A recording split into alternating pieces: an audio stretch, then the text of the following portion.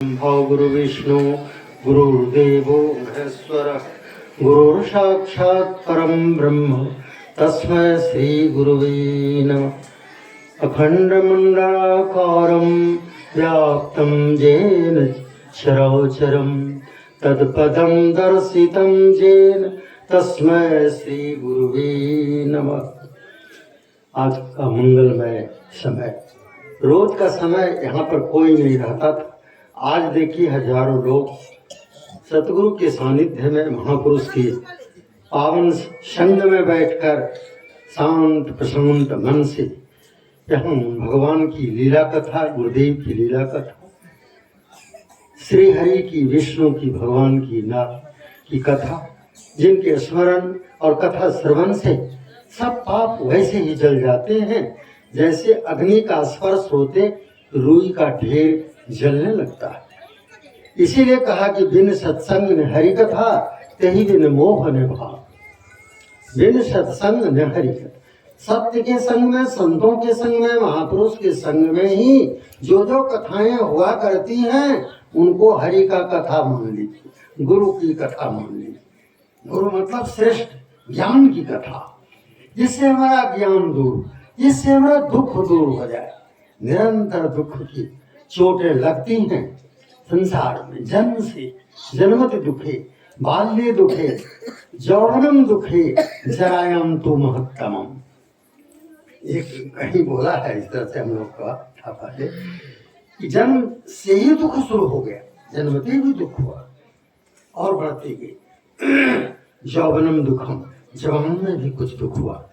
अब बुढ़ापा में तो बहुत बड़ा दुख आ गया, जब न इधर चलता न इधर चलता, वाणी स्पष्ट होती है, न आंखों की रोशनी भी घटती है, कान सुनना बंद कर, दांत सब चले जाते हैं। सब दुख का कारण जो पहले इतना चीज अच्छी ढंग से दिया गया। एक बालक को देखिए कैसे दौड़ता है, कैसे उसका सब अंग सुदृढ़ चमकता हुआ, सब स्फूर्तिवान है एकदम। लेकिन वही एक वृद्धापा का चिन्ह, वृद्ध पुरुष को देखिए, हम लोग को सारा अंग क्लीप हो गया एकदम। ये सब जो दुख से भरा हुआ संसार है, मरणम तो महत्तम, और अंत में इस संसार से चला ही जाता है। क्योंकि इसी संसार में गुरुदेव जी कहते थे, यह तुम्हारा शरीर इसी संसार में जन्म लिया, इसी संसार में रह जाएगा। शरीर नहीं जाने वाला है, शरीर नहीं किसी का जाता, जाने वाली चीज है क्या चीज? कहा गुरुदेव भगवान ने, हमारा परम सरकार ने, स्वामी जी भी कहा बहुत बार, आप लोग को सुनाया। स्मरण होगा, स्मरण रखना है, रखना चाहिए बराबर। बोले सतगुरु भगवान की जाए। तो वो महाराज कहते हैं कि कहाँ बोल रहे थे कि मेरा दिमाग से निकल गया, क्या चल रहा था? ये शरीर जाता नहीं जी, शरीर नहीं जाता है। हाँ, शरीर तो संसार में रह जाता, लेकिन हमारा एक चीज है और वही पोटेंशियल है, वही पावर का चीज है, वही हमारा असली अमानत है जो ईश्वर ने हमारे आपके लिए दिया। वो दिल है। दिल चला जाता है, दिल निकल करके दूसरे शरीर में प्रवेश करेगा।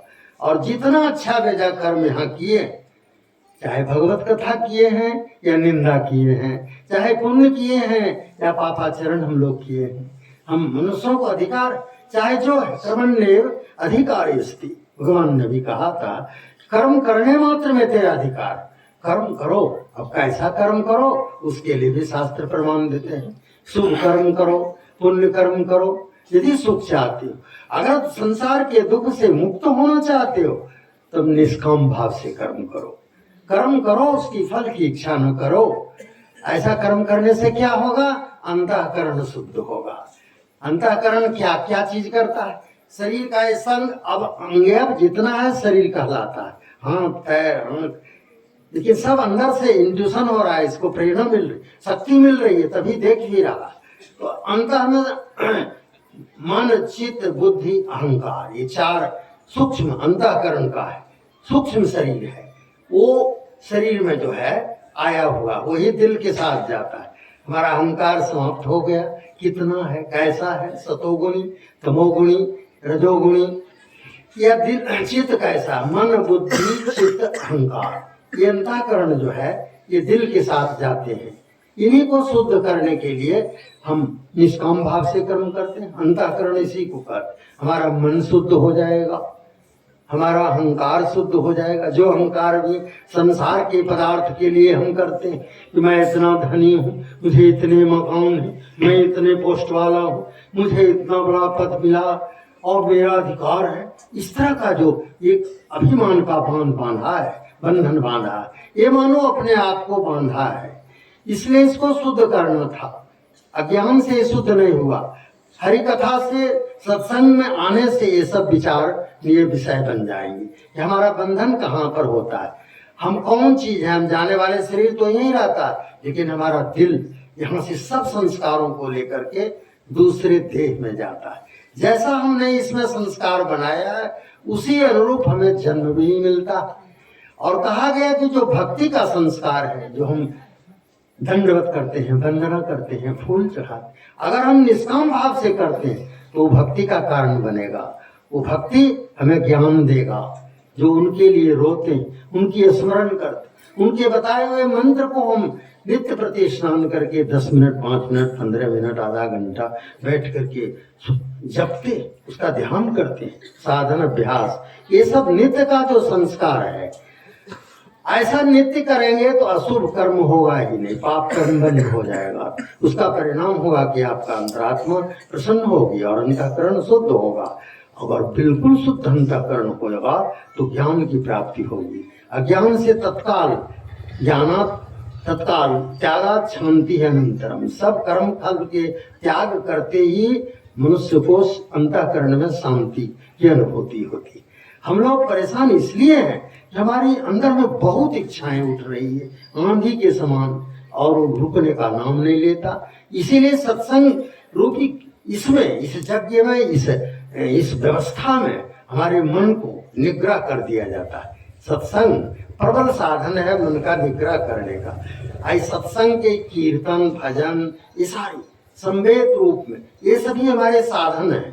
इन सब के जुटने के बाद संकीर्तन और नाम ध्यान और सत्संग की सभी अंग अवयव हैं। ये हमारे जीवन को प्रभावित करेंगे। कितना दिन, महीनों दिन बीतेगा उसकी स्मृति नहीं रहेगी, लेकिन अगर सत्संग आप शांत भाव से, एकाग्र मन से कर रहे हैं, श्रवण कर रहे हैं, तो इतना तो याद रहेगा कि इस रोज मैंने सत्संग सुना था, इस रोज स्वामी जी महाराज आए थे और सभी इस तरह के भजन गाए गए थे, ये याद आएगा। ये दुनिया में कितना कर्म करते हैं, महीना उनकी 2-4 रोज के बाद भी भूल जाते हैं। एक संस्कार मतलब बना दिया, हृदय पर रखेगा वो संस्कार। ऐसे ही दिल में जितने संस्कार बनेंगे वो कर्म के बंधन को समाप्त कर देंगे, साफ कर देंगे अंतःकरण को। इसीलिए भक्ति का मार्ग में हम जो कुछ भी करते हैं अपनी फल की इच्छा त्याग करके करते हैं। अनाश्रितः कर्म फलम कार्यम कर्म करोति यः स सन्यासी च जोगी च। वही सन्यासी है, वही जोगी। अनाश्रितः कर्म फलम, करने जोगी कर्म तो करते हैं। महात्मा पुरुष, महापुरुष यही करते हैं। वो कर्म फल की इच्छा लेकर नहीं करते, और सब कर्म को करने योग्य कर्म भली भांति परफेक्टली, एकदम थॉरोली करते हैं। हर तरह से अच्छे ढंग से करते हैं। वो भी मकान बना कर देखिए, दे दिए। स्वामी जी महाराज यहाँ विराजमान हुए, ये भी कर्म, आप भी मकान बनाते, लेकिन उस बनाए हुए मकान में आपका मोह हो जाएगा। इसलिए कि मैं भाव से किया, वहां अहम भाव को प्रधान बनाकर किया। यहाँ गुरु साहब की भक्ति ने पहले ही अहम को अपने ऊपर ले लिया है। इनका अहम, हमारा अहम, जो गुरु भक्त हैं उनका अहम गुरुदेव का है। ऐसा अभिमान जाई नहीं भोरे, मैं सेवक रघुपति पति मोरे। ये अभिमान हनुमान जी कहते हैं कि भूल करके भी नहीं जाए कि मैं तो सेवक हूँ और आप मेरे स्वामी हैं। इस रूप में सारा संसार को भगवान गुरु महाराज का ही स्वरूप देखिए। सो अनन्य जाके असम्मति नट रहे हनुमंत, मैं सेवक सचराचर रूप स्वामी भगवंत। तुलसीदास हनुमान जी के माध्यम से कहते हैं कि अनन्य वही है जो सबको अपने स्वामी के रूप में देखता है। चराचर जितना स्त्री पुरुष जड़ चेतन सबको अपना स्वामी, हमारा स्वामी भिन्न भिन्न रूपों में बदल गया। इसलिए मैं सबको नमन करता हूँ। ऐसा करते ही परम शांति मिलती। भक्ति यही बताता है। गुरु का भक्त इष्ट का भक्त मान लेने से उनकी भक्ति करने से सब सर्वत्र उनका नजर आने लगता है। अज्ञानी को ज्ञान की उपासना से वो शांति प्राप्त करता है, वो कल्याण पर। और भक्त जो है सब में देख करके अपने इष्ट को, फिर उसका अहंकार ही विलीन हो जाता है, उसका स्वरूप ही बदल जाता है पूरा पूरा। इसलिए भक्ति का मार्ग भगति करत बिन जतन प्रयासा संस्कृत मूल अविद्या नाश। जिस अविद्या के चलते हम दुख भोगते हैं, सबसे बड़ा तो जन्म मरण का दुख है। हमारे गुरुदेव बार बार प्रवचनों में कहते थे कि मानव तन की प्राप्ति तुम्हें 84 लाख जोनियों से छुटकारा दिलाने के लिए हुआ। तुम बहुत बड़े भीटों का पावर लेकर आए हो, चाहो तो तुम स्वर्ग नरक अपवर्ग निशैनी ज्ञान विराग भक्ति सुख देनी। सब कुछ दे देगा, ज्ञान वैराग्य भक्ति निर्वाण सब कुछ देने वाला शरीर मानव शरीर दिया। इतना भगवान कबहू करी करुणा नर देही देत हेत बिन इस सने। वह परमात्मा, वह गुरुदेव, वह भगवान जो व्यवस्था करता है संसार का हमारे आपके कल्याण के लिए, बार बार मरते जन्मते देख करके दयालु होकर के मानव शरीर का प्राप्ति करा दिया, मानव शरीर में भेजा। इस बार तो चेतेगा, इस बार तो जगेगा, नहीं तो फिर इस संसार में इसी तरह से जन्मते मरते इतना भारी दुख भोगेगा। इसलिए इस मानव शरीर को देकर के कि इसमें इससे निकल जाएंगे 84 लाख जोनियों का जो फेरा चलता है, चक्र घूमता है, उससे निकलने के लिए मानव तन दिया गया। इसका प्रधान काम है कि हम कर्म योग के माध्यम से, भक्ति योग के द्वारा, ज्ञान योग की हम अधिकारी भी नहीं है, हम भक्ति के अधिकारी। गुरु भक्ति सबसे सुगम मार्ग है। गुरुदेव कहते हैं, महापुरुष कहते हैं कि गुरु भक्ति ही सबसे सुगम मार्ग है। ईश्वर तो एक है लेकिन गुरु भक्ति मार्ग है। जितने पहुंचे हैं अनादिकाल से लाखों वर्षों हजारों वर्ष सभी गुरु की भक्ति करके ही ज्ञान को पाया। नारद जी भी भगवान विष्णु नारायण का दर्शन पाया तो नारद जी उनके गुरु हुए। उन्होंने दीक्षा दी, मंत्र दी और बता दिया शॉर्ट में, और बल दिया उनको, ये तुम नहीं हट करते हो तो जाकर तप करो, देखो नारायण प्रसन्न होंगे। और उस तरह से कृतकार्य हुए। प्रहलाद के भी गुरु थे, हर लोगों के गुरु है। सुखदेव जी के गुरु हैं, सुखदेव जी स्वयं गुरु हैं। गुरु को पाकर गुरु ही हो जाते हैं जो सच्चे शिष्य होते हैं।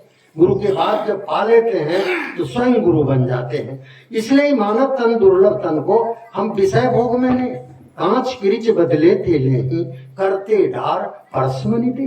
पारसमनी पत्थर आया, जिससे क्या होगा, पारसमनी लोहा छू जाए, पारसमनी का ही ना सोना बन जाता है। कितना सोना बना देगा लोहा, हजारों मन लोहा को सोना बना देगा, तो बताए उसकी गरीबी रहेगी, चला ही जाएगा, सदा के लिए दूर हो जाएगा। ये पारसमनी दिया गया, तन रूपी पारसमनी। इसकी कीमत समझने का, एक एक सांस की कीमत बताया कि एक सांस में तुम वैकुंठ ब्रह्मलोक जो लोग चाहो, जो बड़े बड़े तपस्या के द्वारा ऋषि मुनि जाते हैं तपस्वी, उनके पहुंचने में और आपको भक्ति के मार्ग से सुगमता से पहुंच जाएंगे, सबसे सुगम मार्ग। लेकिन यहाँ पर है कि अपने मान को गिरा करके उनकी खिदमत करना, उनके आज्ञा का पालन करना, उनके वचनों के अंदर अधीन रहना। गुरु आज्ञा माने सो साधु। साधु वस्त्र नहीं होते, साधु और कुछ नहीं होते। जंगल में साधु नहीं रहते, न महल में, वो जहाँ भी रहते हैं अपने गुरु के अनुशासन के भीतर रहते हैं, वो साधु कहलाते। गुरु आज्ञा माने सो साधु, और गुरु आज्ञा पद भेद अगाध। गुरु आज्ञा से जो पदवी प्राप्त होती है वो बहुत बड़ा पदवी होती है। हमारे गुरु साहब भी अपने गुरु साहब की सेवा करके ऐसा पद प्राप्त किया कि लाखों लाख लोग जहाँ जाते थे उनके दर्शनों के लिए मरते थे। उनके ही देखिए, उनके चरणों में इन्होंने भी अपने मन को लगाया, तन मन धन सारा चीज प्रिय से प्रिय वस्तु को कुर्बान किया है। तो इनके पीछे भी आज सारी दुनिया देखता हूँ, इनको भी आशीर्वाद कितना मिला है। इन्हें भी अपना वह कार्य करने के लिए अधिकार दिया है। सबको अधिकार नहीं दिया जाता। वो गुरु अपने ज्ञान से उस बात को समझते कि हमारी बातों को कौन दिलों में बिठा सकता, और फिर मान सम्मान को पाकर जो मोहित नहीं होता वही गुरु होगा। मानसम निर्मलम जस्य गुरुत्तम तत्र शोभति। व्यवहार हो, चतुर हो, अध्यात्म ज्ञान हो, शास्त्रों का ज्ञान हो, दूसरों के दिल में ये गुरु के ज्ञान को, कथा को बिठाने की सामर्थ्य हो, तब तो हमारा गुरुत्व सफल होगा, गुरुत्व आएगा। ये गुरुत्व बिना उनकी अनन्य सेवा से जल्दी प्राप्त नहीं हो। कितना भी पुस्तक का ज्ञान सुना दिया जाए, प्रभाव नहीं होगा। अनपढ़ का भी यदि गुरु भक्त है, उनके दिल में दिल लगाया है, उनके वचनों का धीन रहा, उनके छोटे छोटे वचन भी कमाल का कर जाएगा। ऐसा देखा गया कि कोई पढ़ा लिखा नहीं था, कितना लोग उनको प्रतिष्ठा दिया। हमारे गुरुदरबार में देखिए, एकदम भिखारी के रूप में आए, उपेक्षित होकर। बाद में उस उनका जब देहावसान हुआ तो गंगा हरिद्वार में सैकड़ों कार उनके शरीर को लेकर के जल प्रवाह में डालने के लिए गया और बड़ी भारी उनका श्रद्धांजलि सभा किया गया। तो गुरु अथाह कृपा करें, भूल न देखें काय, निर्धन दुखिया जीव को निपत करे क्षण माय। बस इतना ही कह करके गुरु भगवान की चरणारविंद में असंख्य बार नमस्कार करता हूँ। पूज्यपाद स्वामी जी महाराज के चरणों में भी मेरा असंख्य बार नमस्कार है। और आप लोग के लिए मंगल कामना, शुभ कामना, पवित्र भावना। बोलिए श्री सतगुरुदेव भगवान की जय। ओम शांति शांति।